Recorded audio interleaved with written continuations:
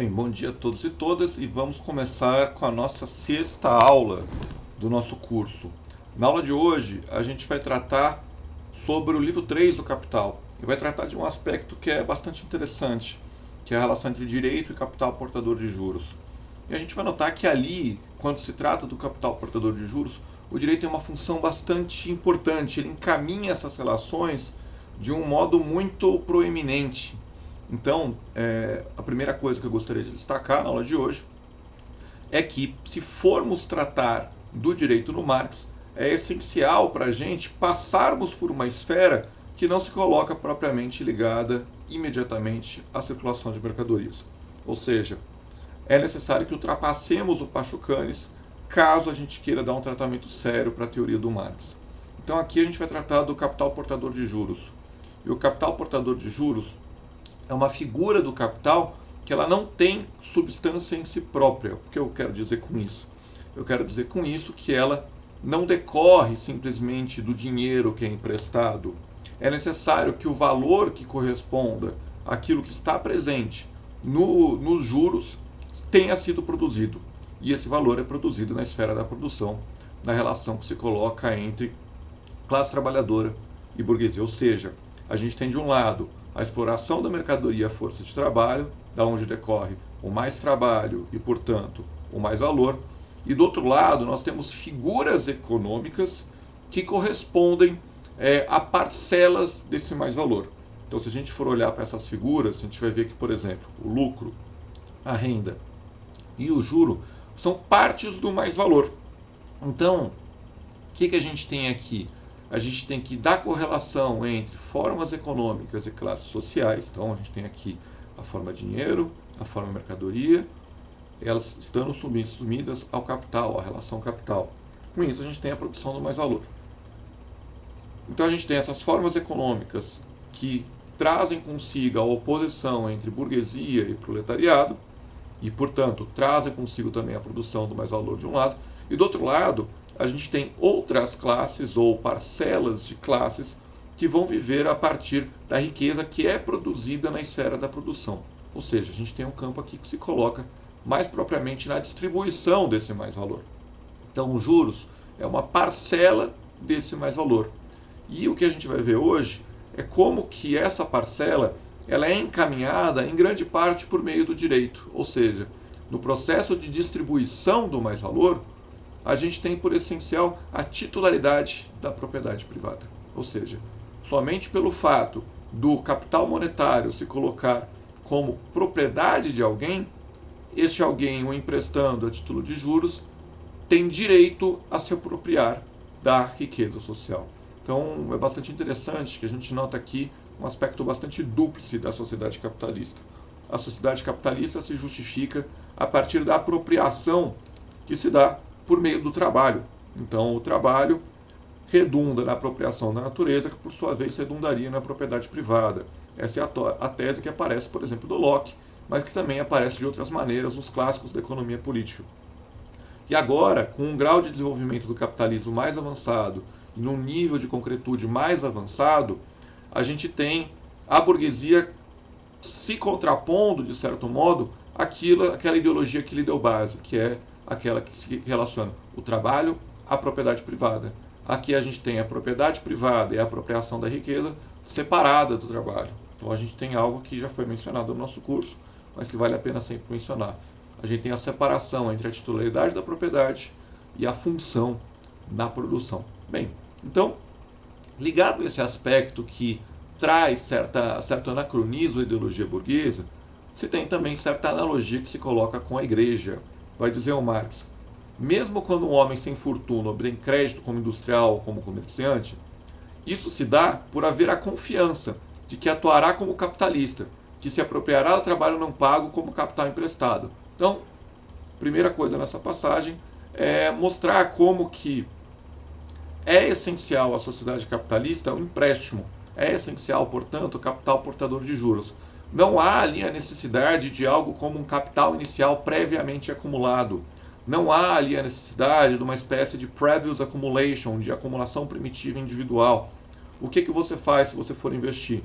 Você empresta, certo? Então você tem o capital portador de juros como algo que faz com que sequer o acúmulo originário individual seja necessário. Então, outro ponto bastante interessante para que a gente trate, na medida em que o investimento que é realizado na sociedade capitalista não decorre mais, depois de determinado momento, da apropriação individual da riqueza prévia. Na verdade, ele decorre do modo pelo qual, por meio do sistema bancário, por meio do sistema estatal e por meio de várias formas pelas quais opera o capital portador de juros, você tem uma mediação social para que você tenha investimento. Se trata de uma mediação social bastante contraditória. Ela se coloca na medida em que você tem a forma mais fetichista de capital.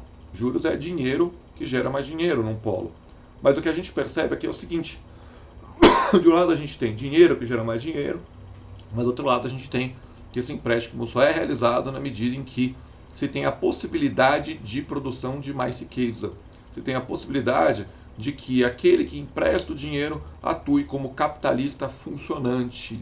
Ou seja, o capital monetário passaria de modo mediado a capital produtivo. Continua o Marx aqui. O crédito lhe é dado como capitalista potencial.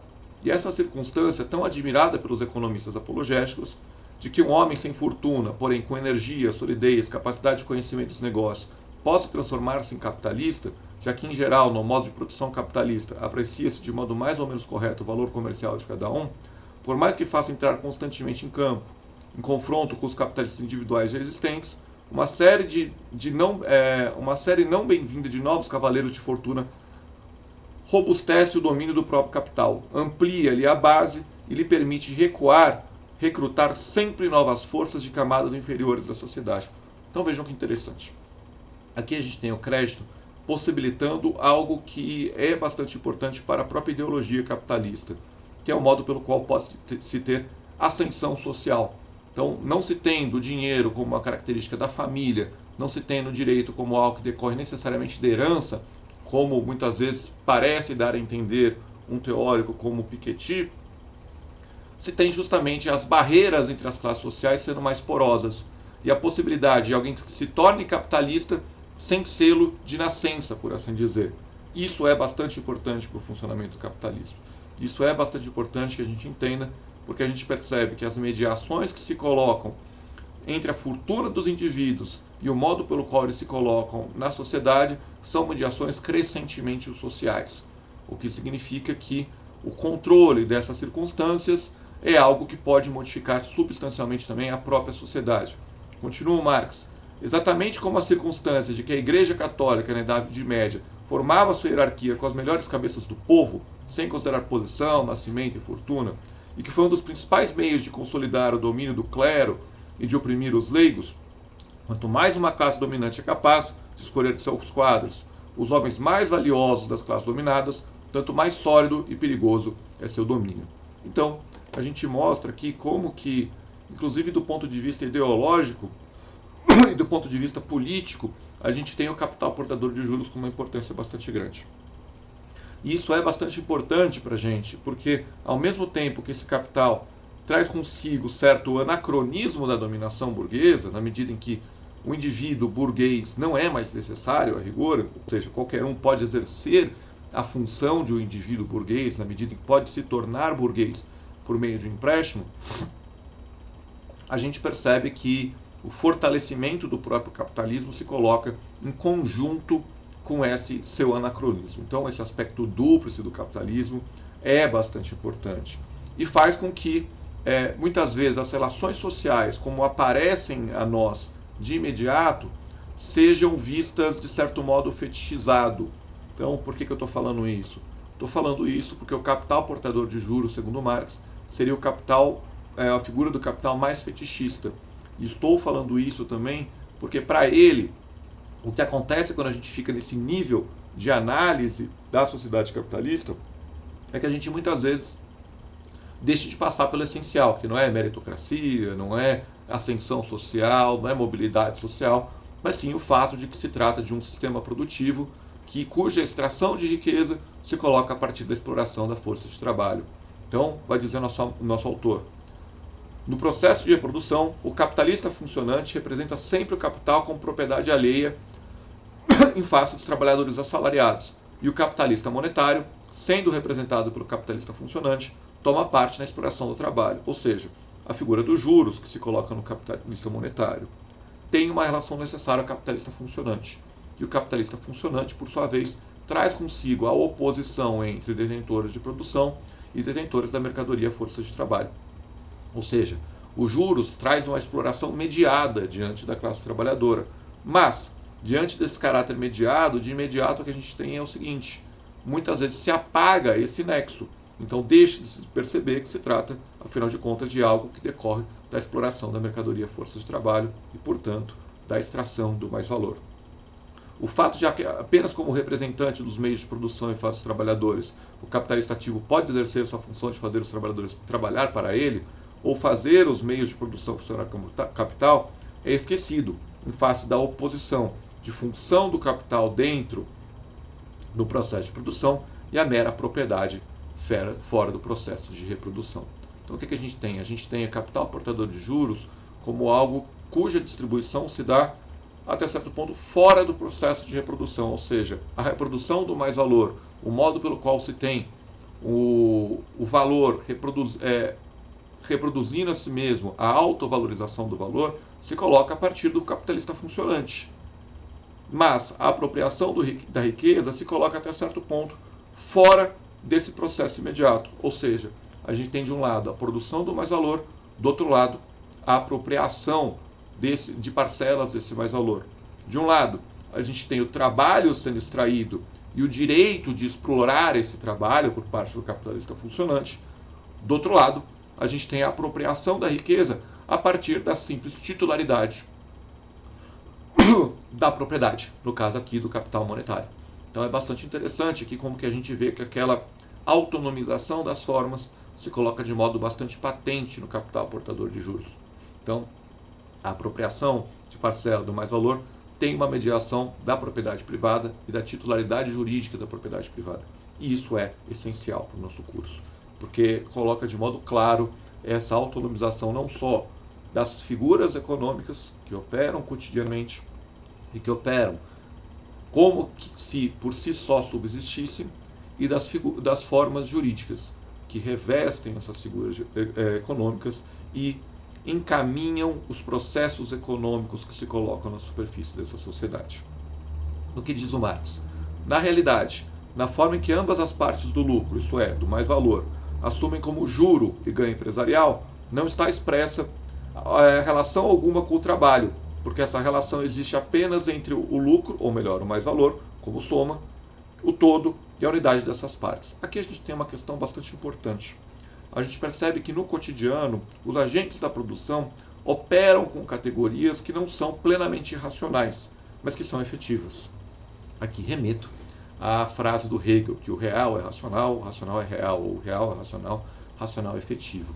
O que a gente tem na sociedade capitalista, de certo modo, segundo Marx? A gente tem categorias cuja irracionalidade é patente, mas que são efetivas. E isso se dá porque a prática dos agentes da produção é uma prática que toma essas categorias como algo que é por si só subsistente, embora não seja. Então, para atuar na prática, esses agentes pensam de determinado modo que condiz com sua própria prática. Vamos dar um exemplo aqui.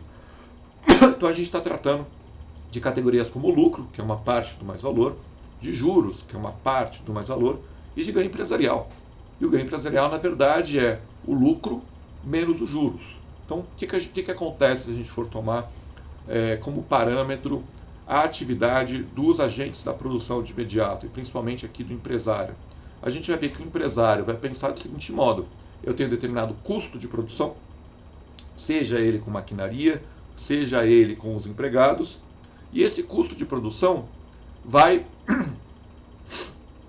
eu vou ter que vender mais caro que esse custo da produção para conseguir ter o lucro. Então o lucro se coloca o preço de venda menos o custo de produção. Daí vem o lucro. Só que o empresário teve que emprestar dinheiro também, então ele vai ter que pagar juros. Então como que se coloca o ganho empresarial? O lucro menos os juros. O que a gente tem aqui? Primeiro, a gente não tem nenhuma remissão mais valor. Depois, a gente tem o total ocultamento e o apagar-se da diferença entre capital constante, que basicamente se coloca com a maquinaria, e o capital variável, que se coloca com a força de trabalho e é da onde vem o mais valor. Então, na prática cotidiana do capitalista, até de modo contábil, ele precisa operar com categorias que funcionam na realidade imediata, mas que em si não são racionais, ou seja, não têm uma base sólida. Elas precisam remeter para outras categorias e outras formas econômicas para que possam ser explicadas. Então, o Marx está tratando desse aspecto aqui. E está tratando desse aspecto na medida em que, em meio a essas figuras que são irracionais, o papel do direito vai ser proeminente. O modo pelo qual os juros são estipulados, em grande parte, passa por formas jurídicas, passa por transações jurídicas.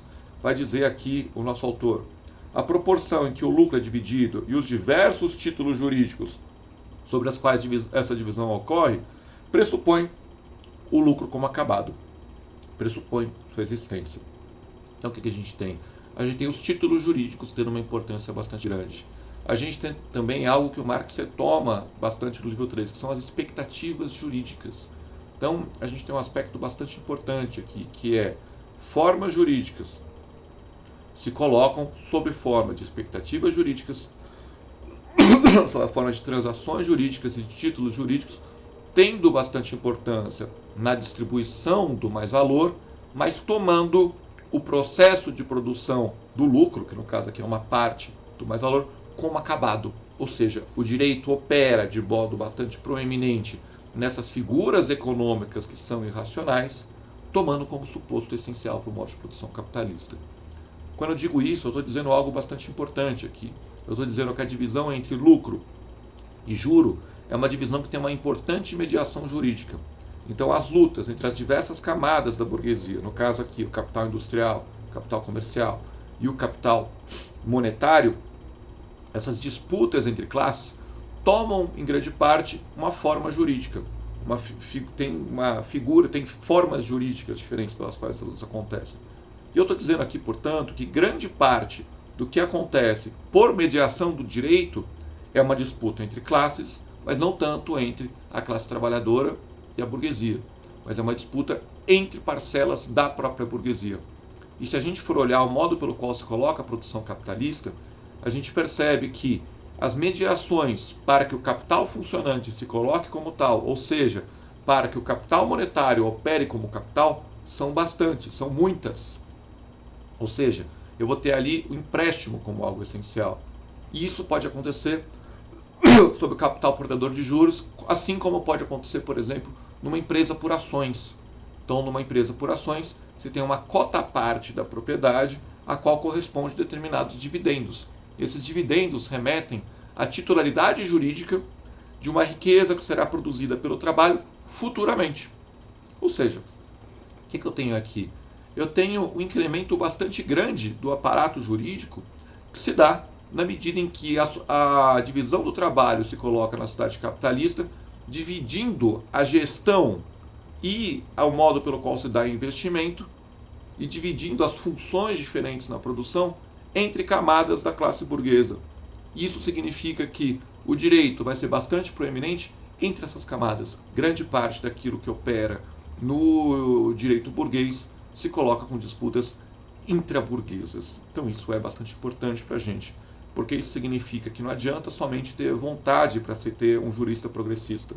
Um jurista progressista é alguém que se coloca bastante contra a maré, na medida em que o direito opera muito mais com disputas que não dizem respeito ao essencial da configuração da sociedade capitalista, mas dizem respeito a aspectos que retroagem sobre aquilo que é essencial, que é a compra e venda da força de trabalho, configuração do assalariamento, a oposição entre donos de meio de produção e donos de mercadoria por força de trabalho, mas que não opera imediatamente sobre eles.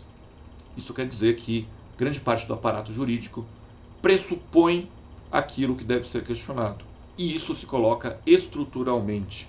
Então, uma das razões pelas quais o direito é um terreno que se coloca na própria burguesia é porque o direito é um terreno que tem consigo principalmente disputas intraburguesas. Essas disputas em torno da distribuição do mais-valor são disputas que pressupõem o mais-valor como algo que em si é legítimo, certo? Então a gente tem um ponto bastante importante aqui que eu gostaria de destacar e que aparece no livro 3 e um ponto sem o qual não tem como a gente tratar do direito do Marx com o devido cuidado. Pachucanes, por exemplo, vai dizer que o direito é uma forma burguesa, porque traz consigo a igualdade jurídica e traz consigo algo que remete à troca equivalente. Aqui a gente tem um campo em que os proprietários não estão sendo considerados somente em sua igualdade colocada no plano político e jurídico, estão sendo considerados em sua desigualdade, inclusive enquanto diversas parcelas da burguesia. Ou seja, a gente tem distintos proprietários. O proprietário do dinheiro é diferente do proprietário do meio de produção. Um banqueiro ou um banco que se coloca como uma empresa por ações é diferente de um pequeno empresário.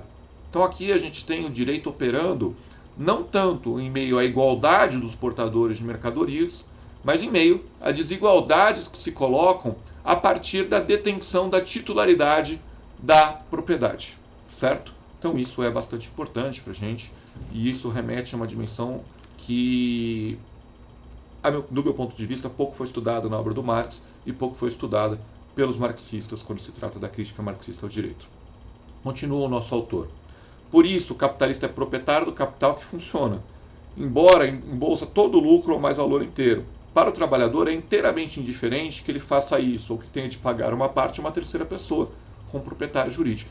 Então aqui tem uma diferença aqui entre o proprietário jurídico e o proprietário econômico, por assim dizer. Ou seja, você tem uma diferença aqui entre o capitalista monetário e o capitalista funcionante. E para o trabalhador, na real, a diferença entre um capitalista que embolsa todo o mais valor para si ou um capitalista que tem que dividir parte do mais valor com o capital monetário na figura dos juros, não é uma diferença importante. Pelo menos não do ponto de vista da estrutura da própria sociedade.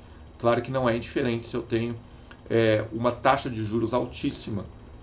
Isso não é indiferente, até porque o trabalhador, para consumir, também vai emprestar. Mas essa exploração dos trabalhadores é uma exploração bastante mediada, certo?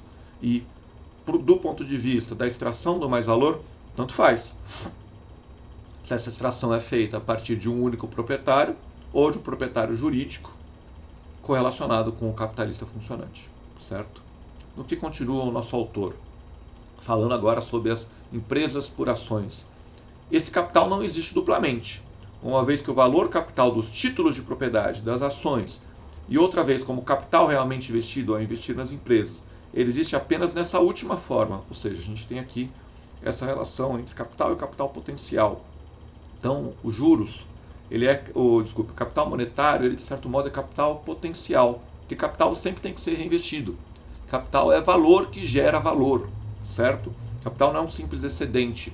Capital é algo que remete ao constante reinvestimento.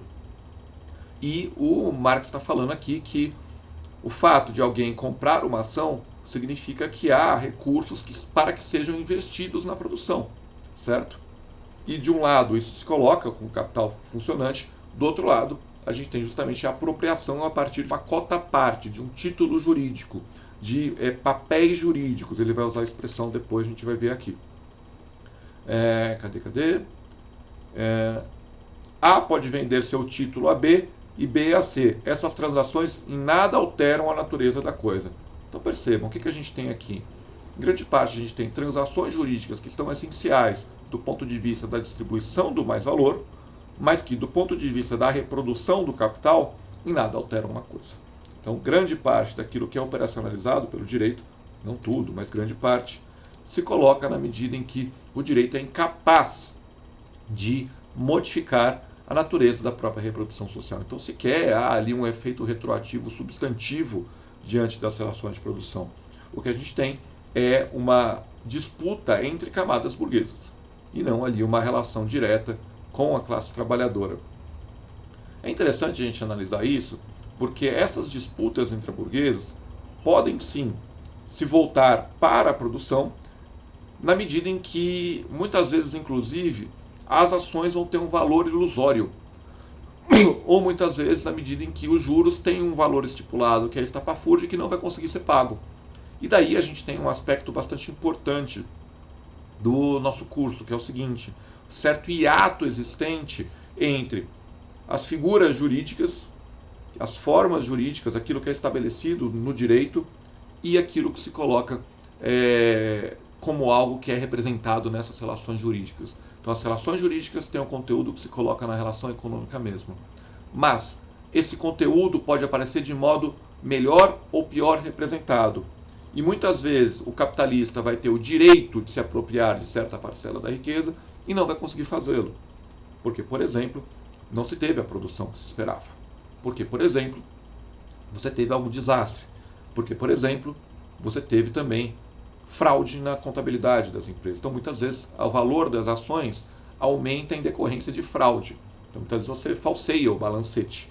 Isso aumenta o valor da empresa. Isso faz com que, inclusive, mais gente queira investir nela e você tenha ali mais capital para investir. Então, a gente tem algo que é bastante contraditório, que a fraude colocada no campo das ações e a fraude colocada no campo dos balancetes nem sempre é algo que é nocivo ao capitalismo, porque justamente ele muitas vezes vai precisar disso para que ele possa investir mais, e nisso ele consegue recuperar aquilo que ele não conseguiria de outro modo, ou consegue produzir mais, coisa que ele não conseguiria fazer de outro modo. Mas o que a gente está destacando aqui? Está destacando que muitas vezes há certo hiato entre aquilo que está expresso na representação das relações jurídicas e as relações materiais propriamente ditas. E justamente esse é um ponto bastante importante para que a gente entenda o modo pelo qual se manifestam as crises econômicas. As crises econômicas muitas vezes vão se manifestar nesse ato que se coloca em títulos de um lado e o valor realmente colocado nesses títulos nas relações materiais. Não vou poder dar exemplos concretos aqui, mas se a gente for ler sobre a crise de 2008, a gente vai perceber que isso teve uma importância bastante grande, embora, como toda crise, não se remeta somente a essa dimensão de uma representação falaciosa das relações materiais, mas sim a contradições das próprias relações materiais, que remetem à queda tendencial da taxa de lucro, que remetem à dificuldade da realização do mais-valor, que é produzido na esfera de produção, mas é realizado no processo de circulação. Então, vai dizer o Marx aqui algo bastante interessante para a gente, falando sobre as ações, falando sobre títulos jurídicos. Todos esses papéis representam de fato apenas direitos acumulados, títulos jurídicos sobre produção futura. Então, o que a gente tem aqui? A gente tem algo bastante interessante ao tratar das ações, que também vai ser importante para a gente compreender o chamado capital fictício, que não tem qualquer relação imediata com a produção material. Justamente eles representam direitos acumulados, títulos jurídicos. A partir deles eu tenho o direito de me apropriar da produção futura. Então percebam aqui como que, para tentar resolver um problema do capitalismo, que é a questão de como investir, de como colocar mais capital, de como colocar o capital como valor, que gera mais valor, justamente você remete para o futuro a resolução disso. E remete de modo, muitas vezes, indefinido. E remete de modo, inclusive, especulativo, por assim dizer, na medida em que parece haver uma inversão aqui entre as figuras jurídicas e as figuras econômicas. Parece que justamente as figuras jurídicas, no caso aqui, esses direitos acumulados, esses títulos jurídicos, que coordenam a produção, ao passo que é o contrário que realmente acontece, e numa crise isso fica bastante claro, Esses títulos perdem totalmente seu valor, esses títulos têm explicitado como que a fraude foi parte deles, e por aí vai. Então, produção futura, cujo valor monetário é valor capital ou não representa capital algum, como no caso da dívida pública, no caso do capital fictício aqui, que remete à dívida pública. Se a gente for olhar para a dívida pública, por exemplo, dos Estados Unidos ou do Brasil, ela é simplesmente impagável, ela não tem ali uma expressão propriamente material, ela é algo que, por mais que os economistas neoliberais digam que é essencial ser considerado, muitas vezes o é muito mais em termos de conflitos intranações e intraburgueses do que em termos de algo contábil propriamente dito, tá? Ou é regulado independente do capital real que representam. Em todos os países da produção capitalista, existe uma massa enorme do assim chamado capital portador de juros, ou moneyed capital, nessa forma. E por acumulação de capital monetário, em grande parte deve ser entendido apenas a acumulação desses direitos sobre a produção, a acumulação do preço de mercado, do valor capital ilusório desses direitos. A gente tem aqui um aspecto bastante importante, que nesses direitos a gente tem ao mesmo tempo, uma indissociabilidade entre o valor de algo e o preço de algo e a completa separação. Então, isso parece bastante contraditório e o é, assim como a sociedade capitalista o é. Por que isso? Porque justamente para que eu possa distribuir riqueza, há de haver produção de valor. A produção de valor que é apropriada na figura do capital portador de juros. O capital portador de juros traz ali, na prática, um título jurídico, um direito, para que eu me aproprie de parte da produção futura. Ou seja, você tem ali algo que remete à apropriação do trabalho alheio de modo bastante imediato. Então isso é essencial. Mas, na medida em que isso é estabelecido de modo em grande parte arbitrário, ou seja, a partir de expectativas jurídicas também, então eu espero que eu tenha produção de monta X. Eu espero que isso aconteça na medida em que o balancete da empresa está assim, assim, assado. Então, desse modo, o preço das mercadorias, o preço das empresas, em parte vai ser considerada a partir dessas medidas que são esperadas para o futuro. Ou seja, o mercado remete a essas medidas também. O mercado remete a expectativas também. E é nesse ponto que fica grande parte da economia política. Economia política, ou na verdade, economia vulgar, né? Porque a economia política tem uma concepção objetiva sobre o valor que decorre do tempo de trabalho necessário para produzir uma mercadoria. Mas a economia vulgar, a micro e macroeconomia também, remete a uma concepção subjetiva do valor, que para eles é a mesma coisa de que preço. E justamente o que a gente está vendo aqui é o seguinte: por meio dessas transações jurídicas, se tem uma influência bastante grande no preço, certo? Mas, no momento em que a gente tem a crise, há certa aproximação do preço e do valor das mercadorias. Então, o que eu estou falando aqui? Eu estou falando que aquilo que é estipulado juridicamente tem um efeito retroativo sobre a produção, na medida em que, por exemplo, remete a mais investimento. Se uma empresa é bem avaliada na Bolsa de Valores, muitas pessoas vão investir nela, e isso vai fazer com que ela possa produzir mais valor, então há um efeito retroativo. Mas, ao mesmo tempo, a produção propriamente colocada na empresa vai decorrer dos limites colocados pelo próprio capital, que se coloca com uma relação social entre coisas, ou seja, se coloca no plano das relações materiais. Então há aqui uma forma, até certo ponto, dúplice pela qual se coloca as coisas. Uma forma que remete às formas jurídicas, ao preço, ao lucro, aos juros, à renda, ao lucro médio, ao ganho empresarial, ou seja, categorias que operam no cotidiano, e outra forma que remete à relação entre a forma mercadoria, dinheiro, entre isso e a acumulação de capital, que remete, por sua vez, à proporção entre a indústria, o departamento da indústria que produz bens de produção, o departamento da indústria que produz bens de consumo. Então, justamente, há essa correlação, que é uma correlação cujo momento preponderante está justamente na produção material.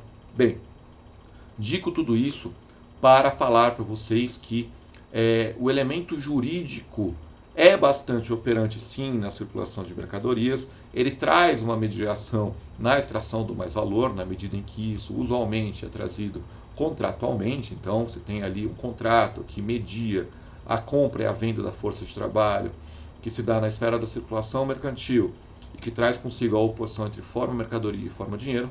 Mas, o que a gente está percebendo aqui é que grande parte da operacionalização do modo de produção capitalista tem mediações jurídicas que são muito mais abundantes do que aquelas que se colocam no campo da extração de mais valor. O que significa que o direito opera, em grande parte, muito mais numa esfera que já supõe o essencial. Ou seja, o direito é bastante ativo